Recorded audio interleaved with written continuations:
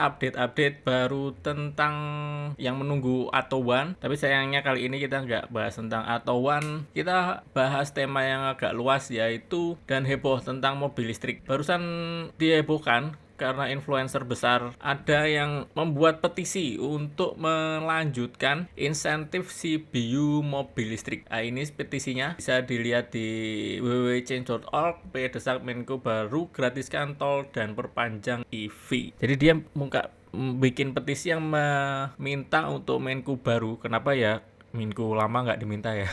Menko baru pindahan udah minta banyak tuntutan. Tapi nggak apa-apa, yaitu dua tuntutannya, yaitu melanjutkan insentif CBU tadi dan menggratiskan tol untuk EV. Ini adalah penjabarannya dan di-request oleh Panic Capital. Kalau Anda sering main lihat YouTube pasti udah akrab dengan Panic Capital, adalah influencer yang sering membahas tentang pasar modal, investasi, uang, dan duniawian lainnya. Sejujurnya aku nggak setuju soal ini. Alasannya adalah yang pertama tentang import CBU ya. Ya karena pabrik-pabrik yang lain di sini udah duluan bikin pabrik, sedangkan kalau insentif import CBU dilanjutkan terasa tidak adil buat mereka yang sudah bangun pabrik, merekrut tenaga kerja lokal buat merakit, sedangkan perlakuannya sama aja dengan merek yang import utuh. Terus yang kedua tentang tol, yang kedua aku tidak setuju. Ya gimana tol itu jalannya kencang ya, sedangkan EV itu yang diproduksi semuanya sampai saat ini pakai reduction gear, jadi ya semakin kencang semakin boros. Aku setuju EV dapat insentif tapi bukan berupa dua. Kalau aku pilih insentif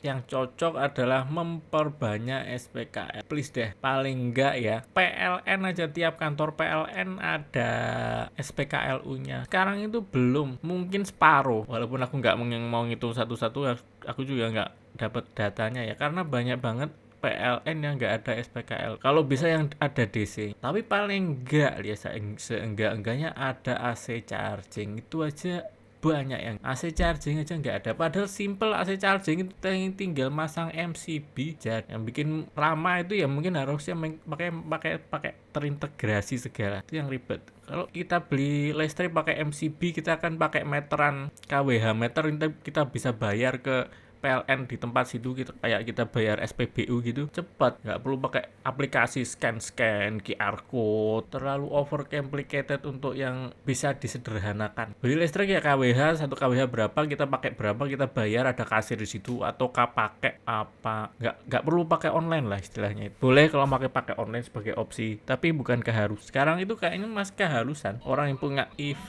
itu maghrib isya, yang punya EV itu harus punya HP ya. Enggak lah, harusnya sih, walaupun punya, tapi kan nggak, kadang ya tinggalan ya apa nggak. Oke, jadi soal ini bagus sih, aku setuju soal ada insentif buat mendorong adopsi mobil listrik, karena alasannya juga masuk akal, karena kita net importer minyak ya, kita impor terus minyak, banyak mafia yang Singapura yang sekarang pergi ke Singapura itu juga, yang bapak kumisan, banyak skandal lah istilahnya ya, banyak perdagangan skandal, dan kita nggak punya kontrol istilahnya. Selain perdagangan, kita nggak punya ketahanan energi. Jadi kita bukan soal jual beli aja, soal keamanan nasional. Coba kalau suatu saat ada masalah, kita di embargo minyaknya, lumpuh loh negara ini, lumpuh. Ada negara yang kanan kiri kita nggak mau ngirim ke kita minyaknya, barang nggak bisa kekirim, telur nggak bisa kekirim ke mana, sayur dari Malang, dari Sukabumi nggak bisa masuk ke Jakarta, naik apa?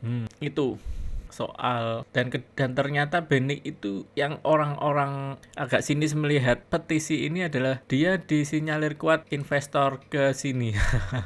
Indonesia Kendaraan Terminal TBK, investor, kalau IDX kodenya IPCC, ini adalah pelabuhan bongkar muat kendaraan lah. Kalau EV CBU nggak masuk insentif, ya mungkin pelabuhan ini agak sepi lah. Pelabuhan sepi ya sahamnya drop. Itulah dinamika keduniawian. Terus terang aku nggak punya saham ini juga. Dan berita terbaru bahwa ini berita resmi dari Kompas, insentif impor listrik resmi berakhir dan tidak diperpanjang. Insentif impor CBU utuh akan berakhir pada 2025. OMG.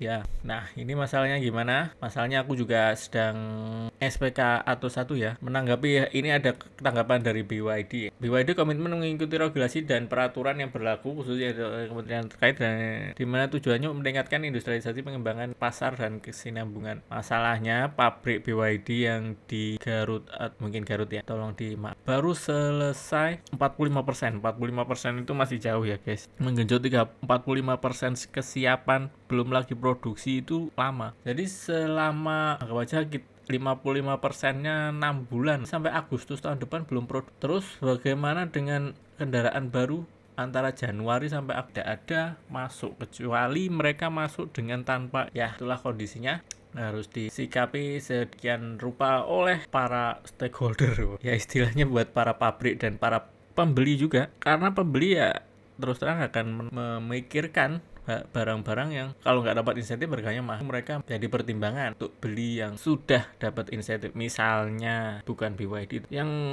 completely build up itu, kalau nggak salah ada BYD, ada VinFast, ada Aion, tolong koreksi kalau salah. Yang sisanya beberapa sudah diproduksi lokal, entah berupa CKD atau perakitan, aku nggak paham. Oke, sampai situ aja dulu, ntar kita update lagi. Katanya hari ini ada update tentang Atto 1, kita tunggu ya, tapi di video selanjutnya. Terima kasih.